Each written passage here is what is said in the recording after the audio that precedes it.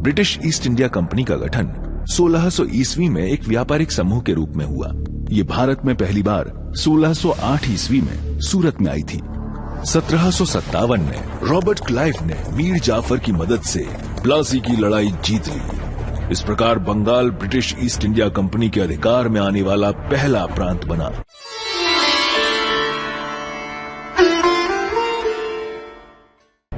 (1760 ईस्वी में उन्होंने वाली वॉश की लड़ाई में अपने एकमात्र प्रतिद्वंदी फ्रांस को हरा दिया और तमिलनाडु क्षेत्र के निर्विवादित शासक बन गए। उन्होंने इसे मद्रास प्रेसिडेंसी का नाम दिया। शिवागानागा की रानी वेलु नचियार ने उनका पुरजोर प्रतिरोध किया, लेकिन दुर्भाग्यवश जल्द ही उन पर काबू पा लिया गया। 23 अक्टूबर 1764 में हुई बक्सर की लड़ाई में ईस्ट इंडिया कंपनी के सैन्य बलों ने हेक्टर मुनरो के नेतृत्व में बंगाल के मीर कासिम, अवध के नवाब और मुगल शासक शाह आलम द्वितीय की संयुक्त सेना को बुरी तरह से मात दी। इसके बाद गंगा के मैदान तथा बिहार और उड़ीसा उनके नियंत्रण में आ गए। 1773 में कंपनी ने कलकत्ता में राजधानी स्थापित की और इसके मुख्याध्यक्ष बने गवर्नर जनरल वॉरेन हेस्टिंग्स। 10 जुलाई 1806 को वेल्लोर में विद्रोह हुआ। इस विद्रोह को अर्कोट की घुड़सवार और सशस्त्र पैदल सेना द्वारा दबा दिया गया। इसके बाद 1819 में एक और लड़ाई हुई, जिसमें दुर्बल पेशवा बाजीराव द्वितीय आसानी से हार गया और उसके बाद भारत का अधिकांश भाग ब्रिटिश ईस्ट इंडिया कंपनी के नियंत्रण में आ गया।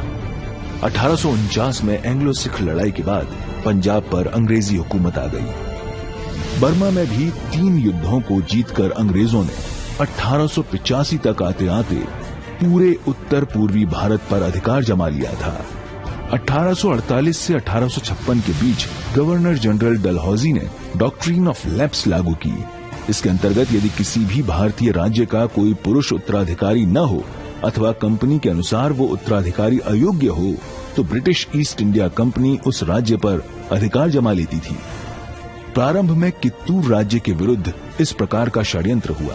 रानी चिन्नम्मा ने अपने सेनापति संगोली रयन्ना के साथ मिलकर ब्रिटिश ईस्ट इंडिया कंपनी के विरुद्ध युद्ध छेड़ दिया, किंतु उनकी पराजय हुई।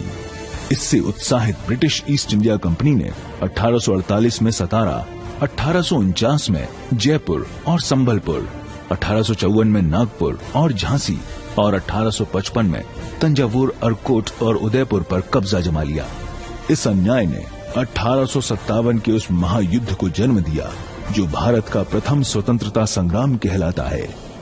भारतीय सिपाहियों को मिलने वाले वेतन और विदेश जाने की बाध्यता ने इस असंतोष को हवा दी।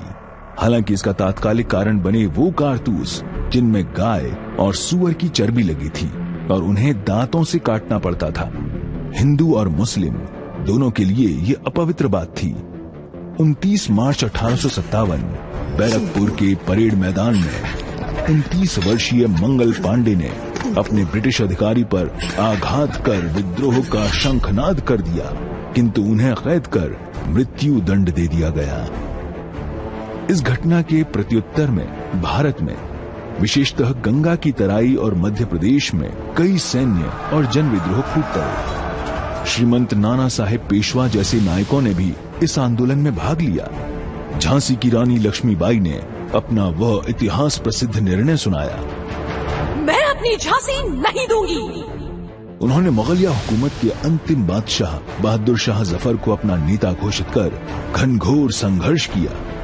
दुर्भाग्य से ब्रिटेन की बेहतर रणनीति की जीत हुई और 1858 तक आते आते ये संग्राम पूरी तरह कुचल दिया गया। इस घटना का सबसे बड़ा राजनीतिक परिणाम ये हुआ कि ब्रिटिश रानी विक्टोरिया ने ईस्ट इंडिया कंपनी के हाथों से सत्ता छीनकर अपने हाथों में ले ली और आरंभ हुआ वो दौर जो भारत के इतिहास का सबसे काला अध्याय है, जिसे हम ब्रिटिश राज कहते हैं।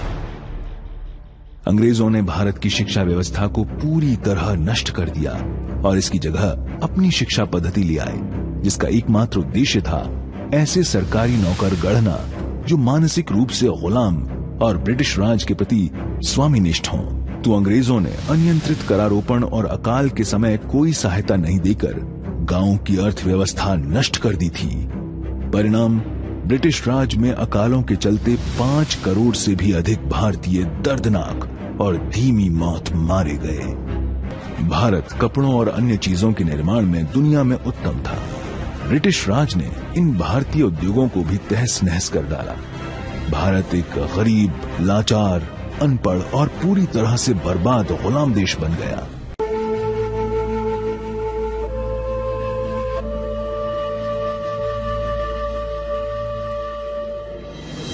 ऐसे और वीडियो देखना चाहते हैं तो स्क्रीन पर बताए गए किसी भी माध्यम से हमें सपोर्ट जरूर करें। दोस्तों, अगर आपको ये वीडियो पसंद आया तो लाइक, कमेंट, शेयर और सब्सक्राइब करें।